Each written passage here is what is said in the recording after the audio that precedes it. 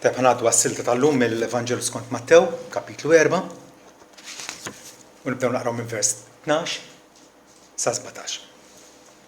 Issa kif Ġesu sema li Ġwanni kien maqful il-ħabs, irtira lejn il-Galilija u telaq minn Nazaret u ġie jammar f'Kafarnaum ħdej il-baħar, fir-reġjuni ta' Zabulon u Naftali. Dak kienu żewġ trubijiet ta' Iżrael ta' tramuntana qrib il-baħar. Il-baħar Mediterran, infatti.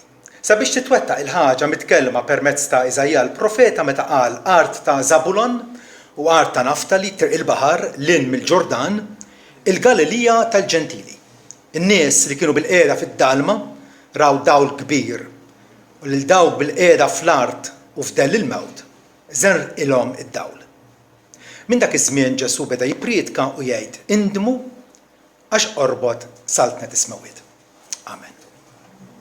Missiet ismawit nitolbuk sabiex fit-tjieba kbira tiegħek ma tħallinix illi nitlu fi sqaqien jew b'xi mod nisvijaw ma aktarx inkomplu fuq dik il-modija, it-triq li intu rejtna, it-triq li twassal għal-ħajja. Nitolbuk għalhekk mulej sabiex tagħtina widnejn li simgħu, tagħtina qalb illi tirrispondi għall-kelma tiegħek. Mhux fid-der imma ta' bil-ħaq u fil-verità. U dan tolbuh għal-ġieħ ta' ibnek Ġesu. Amen. Anke f'Malta, jekk wieħed jippretendi li jgħallem, għandu bżonn warrant. Fil-każ tal-iskejjel tal-Gvern, il-Dipartiment tal-Edukazzjoni joħroġ warrant lill-għalliema. Ġifieri għandhom l-awtorità issa, għandhom l-awtorità li jgħallmu s-suġġett tagħhom lill-istudenti. Din hija xi ħaġa li nifhmuha għaliex jekk wieħed ħanidu hekk qiegħed jippreżenta ruħu biex jgħallem u allura qed jgħid li jiena ħanidu hekk superjuri minnkom u jidhirli li għandi nidderġikom u nurikom it-triq. Dak l-għalliem għandu bżonn awtorizzazzjoni. Ma tagħmel sens li kull min ifettillu jaqbad u jgħallem, għalkemm ħafna nies jagħmlu hekk u ħafna nies imsaqsen jisimgħuhom. Fil-każ ta' Sidna Ġesu wkoll għandu l-warrant tiegħu, għandu l-ċertifikazzjoni li hu ta' bilħaq għalliem. Nikodemu darba qallu aħna nafu li inti għalliem ġej minn għand Alla, għax ħadd ma jista' jagħmel dawn il-sinjali u dal-mirakli li tagħmel inti jekk Alla ma jkunx miegħu. Il-ċertifikazzjoni illi igawdi Ġesu Kristu hija wisq aktar minn biżżejjed. Wisq aktar minn biżżejjed. Meta f'okkażjoni minnhom reknuh u rridu anke iħaġġruh għaliex qed jgħid li huwa ugwali mal-Alla, tajjeb, Ġesu tawhom tal-inqas ħames xhieda illi l-koll jaqblu illi huwa l-għalliem suprem tagħna. Mhux biss l-għalliem imma beda jgħid ukoll li huwa dak li għad jiġġudika lill-bnedmin kollha u dak li għad iqajjem lill-umanità mill-mewt fl-aħħar jum. Tajjeb, l-ewwel ma semma il-każ ta' Ġwanni. Ġwanni kien diġà bħala l-prekursur tiegħu kien introduċih lin-nies bħala l-ibn ta' Alla, l-Messija. Semma wkoll il-mirakli li kien qiegħed jagħmel, il-mirakli li l-missier tagħna biex nagħmel. Servew ta' siġġill fuq il-ministeru tiegħu. Semma wkoll ix-xhieda tal-missier, ħadd ieħor jixidli u naf li x-xhieda tiegħu fuqi tiswa. Kien qed jirreferi għal il-missier li tkellem mis-sema u għal dan hu ibn il-maħbub li fih ruħi titaxxaq. Kif ukoll aktar tard imbagħad fuq il-muntanja tat-trasfigurazzjoni żied jgħid issimgħu lilu. Dan huwa l-għalliem. Dan huwa dak illi kapaċi imexxikom. Ġesu jkompli jgħid illi hemm ukoll Mosè illi jixidli. Għax kieku intom emmintu l-Mosè għalilhom kontu temnu lili għax hu kiteb fuqi. Hu kiteb dwari. U allura llum il-ġurnata meta naqraw il-Pentatewku l-ewwel ħames kotba tal-Bibja miktubin minn Mosè nippretendu li hemm profezziji, hemm tħabbiriet minn qabel dwar Ġesu Kristu u vera. Il-Pentatewku huwa rich ħafna fil-xhieda li Mosè jagħti dwar il-profeta akbar minnu illi kellu jidher, il-kelliem mingħand Alla. U Ġesu jgħid ukoll illi hemm ukoll il-Bibja illi tagħti xhieda tiegħi. Il-Bibja in ġenerali. Fitxu fl-iskrittura x'fiha taħsbu li għandkom l-ħajja ta' dejjem, frattanti hija l-iskrittura li tagħti xhieda tiegħi. L-iskrittura tagħti xhieda tiegħi. U allura ċertament Ġesu jgawdi warrant eċċezzjonali. Meta nikkonsidraw dal-affarijiet iva huwa għaqli huwa den għalina li nagħtu widen għal x'għandu xi jgħidilna Ġesu Kristu. Il-tagħlim tiegħu illi ta' pubblikament lin-nies in ġenerali għadu rrekordjat għalina u l-enfasi tiegħu hija ċertament l-indiema. Ġesu sejjaħ lin-nies għall-indiema. Sejjaħ in-nies biex iduru lura lejn Alla. Ġesu il-profeta autentiku, tajjeb, bil-kelma t'Alla tixjed għalih minn qabel, issa kapaċi jgħid li min ma jħobbnix ma jżommx kliemi. U l-kelma li tisimgħu mhijiex tiegħi, imma tal-Missi li bagħtni. Din vera toġobni jiena. Il-kelma li għajdulkom mhix tiegħi, imma tal-Missi li bagħtni. Ġesu waslinna messaġġ mis-sema. Messaġġ mill-ħallieq tagħna nnifsu. U dak il-Bibja bir-raġuni sejħlu il-kelma, il-logos. Alla li żvela lilu nnifsu u rina minnu u rina xirid minnu permezz tal-logos, il-kelma tiegħu.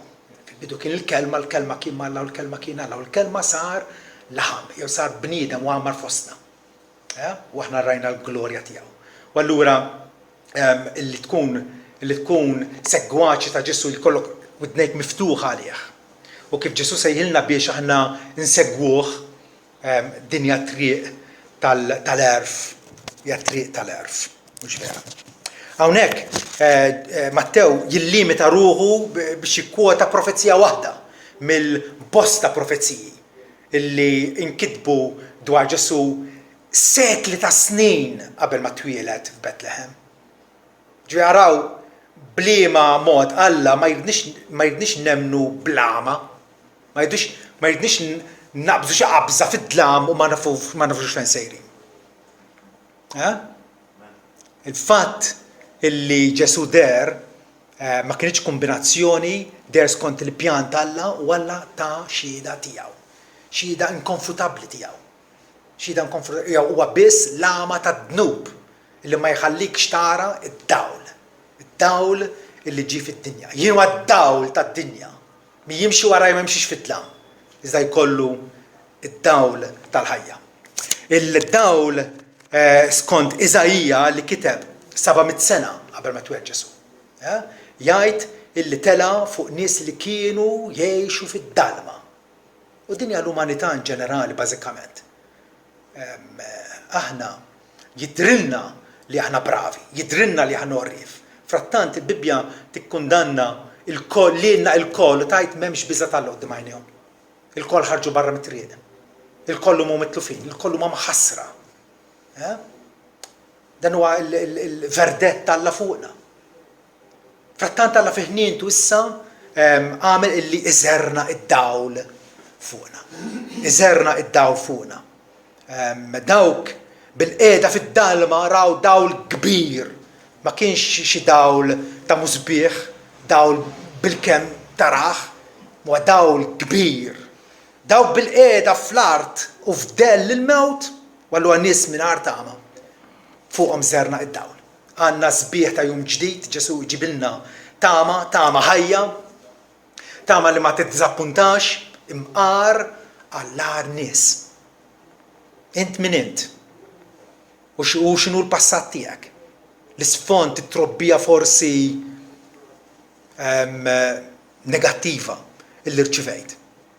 Għamilt kemm għamilt ħmerijiet f'ħajtek. Ġesu ġie għall-għar nies ukoll. Ġie għalina l-ġentili. Iżajija ħabbar ma ġiex biss għall-Lut, ma ġie wkoll għal popli kollha tad-dinja. Vers 15 jgħidilna art ta' Zabulun u art ta' Naftali triq il-baħar li lim il-Ġordan il-Gallija tal-Ġentili. Anke fi żmien Ġesu il-Galilja il-parti tat-tramuntana ta' Iżrael kienet miżgħuda bil-Ġentili, kemm ħafna Ġentili. Iftakru l-istorja meta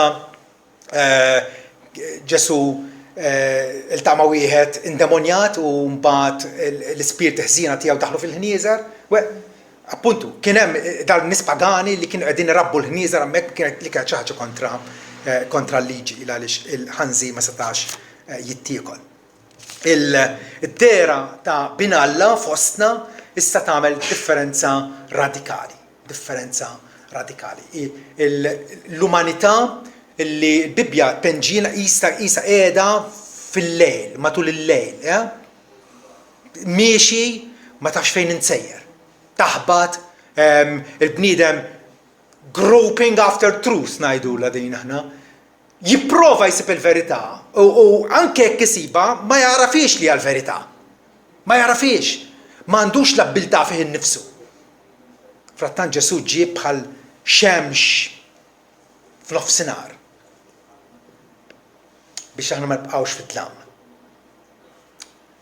U allura fost umanità spiritwalment ignoranta feċċ id-dawl. Din hija dan huwa l-Vanġelu bażikament illi jippreżentawna l-apostli illi kitbu. Pereżempju Zakkarija meta Alla reġataħ illi l-abilità illi jitkellem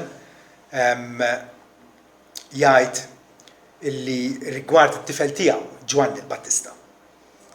Alla bagħtu biex jagħti tarif fuq is-salvazzjoni lill-popli tiegħu bil-maħfra ta' dnubietom. Bil-ħniena ħelwa tal-Alla tagħna li bija jżurna ż-żernieq mill-għoli, bil-ħniena ħelwa. Dil-ġimgħa kont nitkellem ma' wieħed u qalli u għatlu ma beda jgħidli imma rridu nagħmlu l-parti tagħna, rridu nagħmlu tajjeb biex insalvaw. Għatlu li bil-ħniena talla, bil-ħniena pura talla.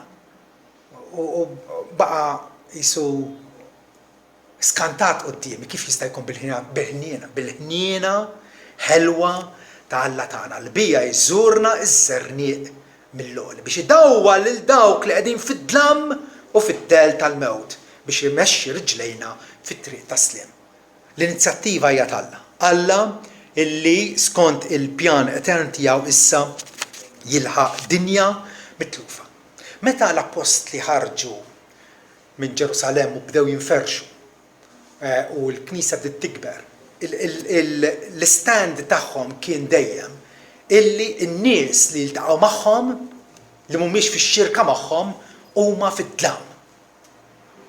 Kienu nies idolatri, nies ħadnu reliġjoni u l-apostli il-kol kemm huma ħanġibu każ wieħed biss ta' Pawlu meta mar fil-belt ta' Listra fil-Flatti 14 jgħidilhom ja rġiel għax qegħdin tagħmlu dan, qegħdin jippruvaw joffrulhom sakrifiċċju għax ħasbuhom Allat wara li Pawlu għamel miraklu. Aħna l-kol bnedmin ħossuha bħalkom, qegħdin xandrulkom biex idduru minn dal-fruat tal-idolatrija. Lejn Alla l-ħaj li għamel is-sema u l-art u l-baħar u kull ma fihom. Li fi żminiet moddija ħalla l-ġnus jew permetta l-ġnus kollha jimxu fit-traqatu. Madankollu ma ħallix lilu nnifsu mingħajr xhieda.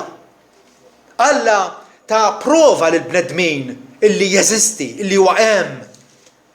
Fil-fatt li għamil it-tajjeb għatilkom ix-xita u tagħkom staġuni tal-frott mela qlubkom bil-ferħ u bil-għena. Ma dan huwa l-stand illi aħna rridu nieħdu. Illi d-dinja, in-nies ta' madwana huma mitlufa bħalma konna aħna. Pawlu kitab il-Efesin wara li konvertew għalilhom ftakru illi dak iż-żmien jiġifieri qabel ma jiena ltqajt magħkom u xandartilkom l-Evanġelju, intom kontu mingħajr Alla, mingħajr tama, barra mill-pattijiet ta' Iżrael u mingħajr Kristu f'din id-dinja.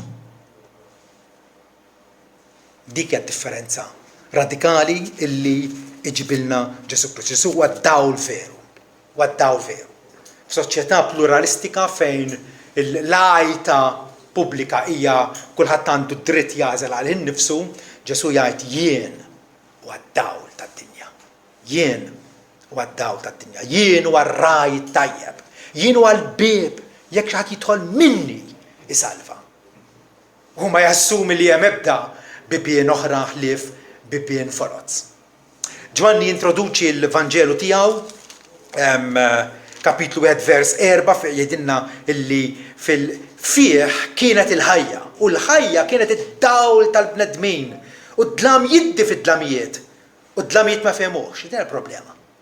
Il-bniedem huwa tant avversiv għal Alla, tant ma jridx li kollu x'jaqsam Alla, illi għalkemm id-dawl idda f'din id-dinja, il-bniedem jibqa' stinat.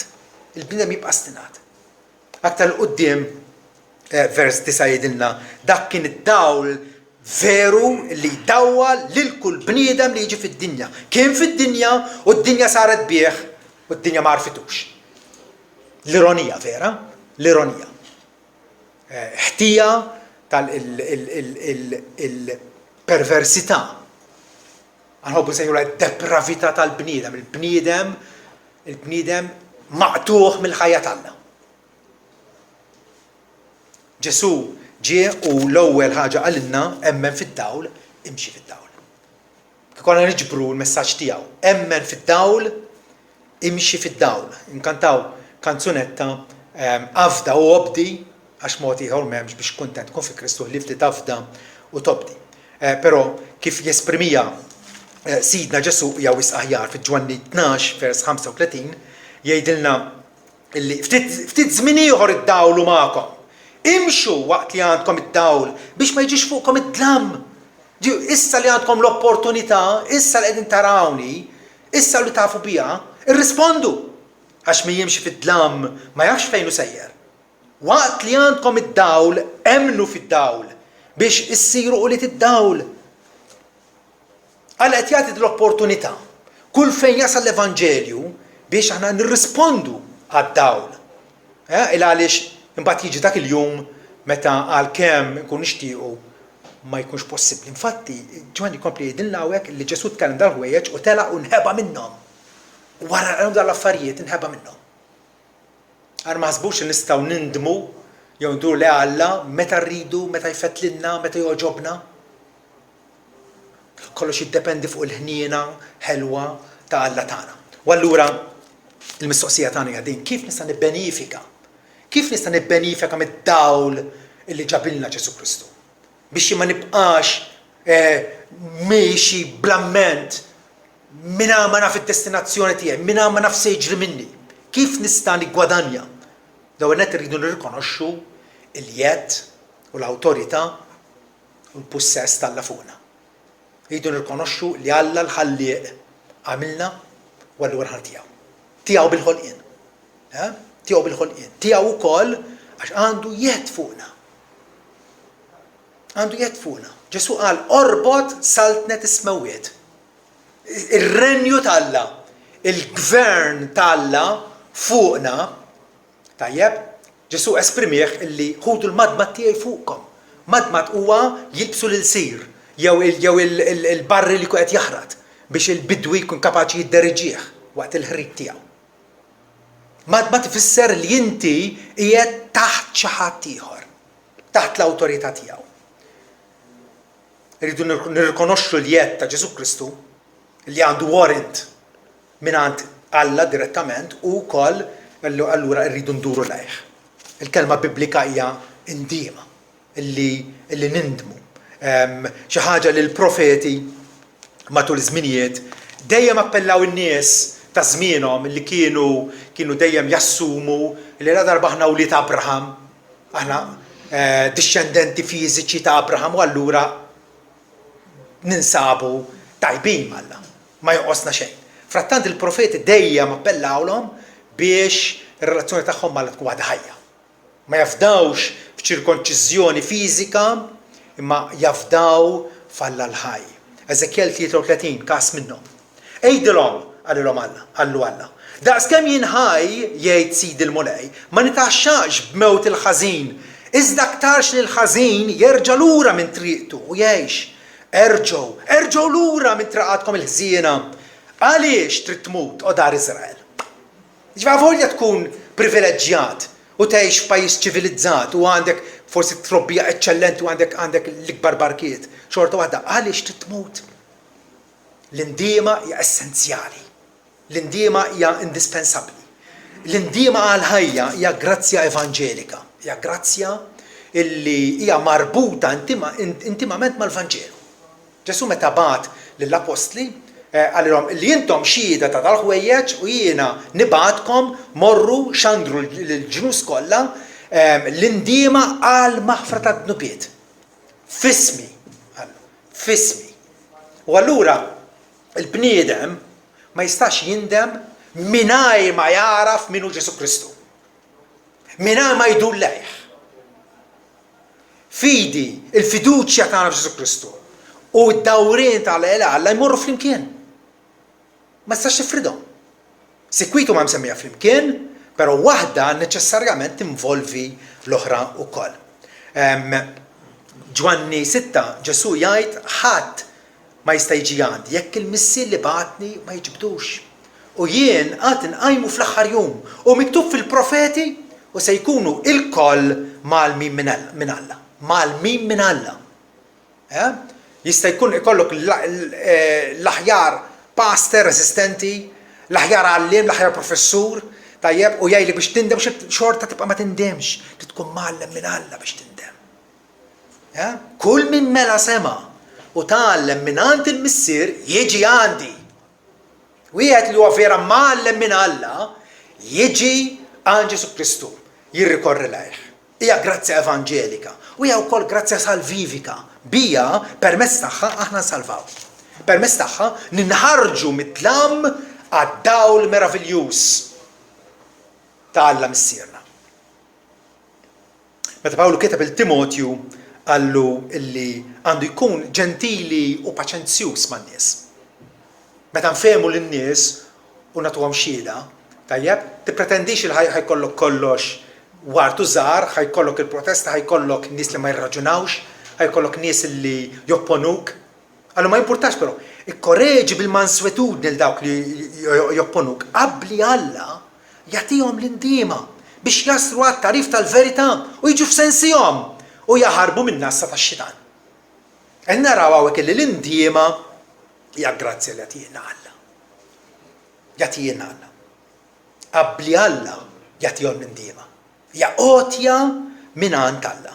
Aħna rridu nindmu, jien nindem, ma mniex kapaċi nindem mingħajr ma Alla jagħtini l-abbiltà. Tant huwa veru li aħna mejtin, konna mejtin fil-ħtijiet u fit-tnubiet tagħna. Bibja tajt l-indiema hija grazzja maħduma fil-qalb tagħna.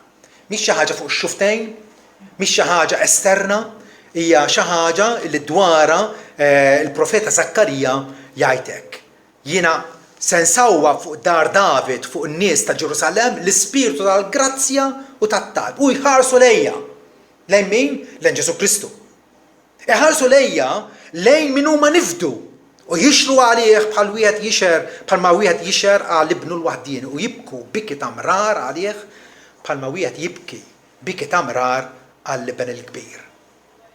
Din hija l-indiema li bija l-Ispiritu Santu idawrinna l-ħarsa ta' ruħna sabiex nħarsu u nitpaxxew fuq liben Alla, mislub u rxuxtat għal maħfra d-nubietna. L-Ispiritu Santu juża l-kelma Alla.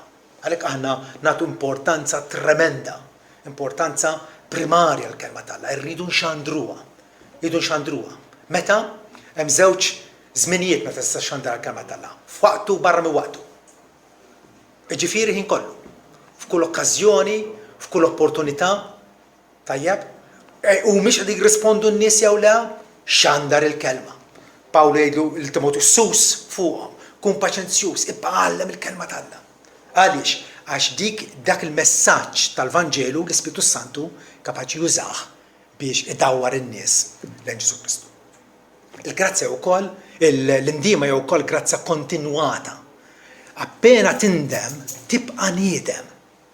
Mhix esperjenza ta' ġurnata, ta' xahar, ta' sena.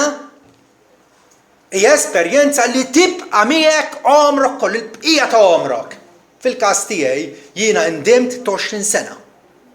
U rrid u naraf l-importanza li nibqa' ngħix ħajja niedma. Ħajja niedma li konxjament ma rridx noffendih il-Alla. Irrid nirrispondi sew għal turija tal-ħniena tiegħu lejja. Bl-indiema il-persuna tibdel il-ħsieb tagħha dwar id-dnub. Fejn dnub qabel konna ninnamraw miegħu, joġobna, naħmluh, nittolleraw f'ħajjitna. Jekk mhux ukoll nfittxuh. Missa bl-indiema wieħed jibdel l-opinjoni tiegħu, jibdel ħsibu dwar id-dnub, jiddispjaċih ġenwinament tal-li kisar il-liġi talla, u notaw il-liġi talla. Mhux għax din l-idea li minna meħsara l-ħadd daqshekk. Le, inti qed toffendi lill-Alla. U l-bniedem niedem jirraġuna illi iva jiddispjaċini għax ħatta kontra Alla illi ħalaqni. U allura il-niedem isir jobod id-dnub. Il-bniedem niedem issibu lest armat biex jissielet kontra d-dnub. Biex anke l-iżjed affarijiet eżis għalih ikun lest li jitlifu. Ġesu qal jekk idek il-leminija tfixklek. Jekk qed tikkawżak biex tidneb, taħħa warbija l-bot minnek. Aħjar tidħol fil-ħajja inkapaċitat mill-bżewġ idejn biex tintrema fin-nar l-etern. Dan huwa d-dinja l-attitudni tan-nies li huma niedma. Nies il-bniedem niedem jarma ruħu mbagħad biex ma jibqax jipprattika d-dnub. Ma jibqax jipprattika d-dnub. Primarjament dana jagħmlu għax id-dnub ma joġobx il-Alla. Mhux għax forsi sewofra xi żvantaġġ.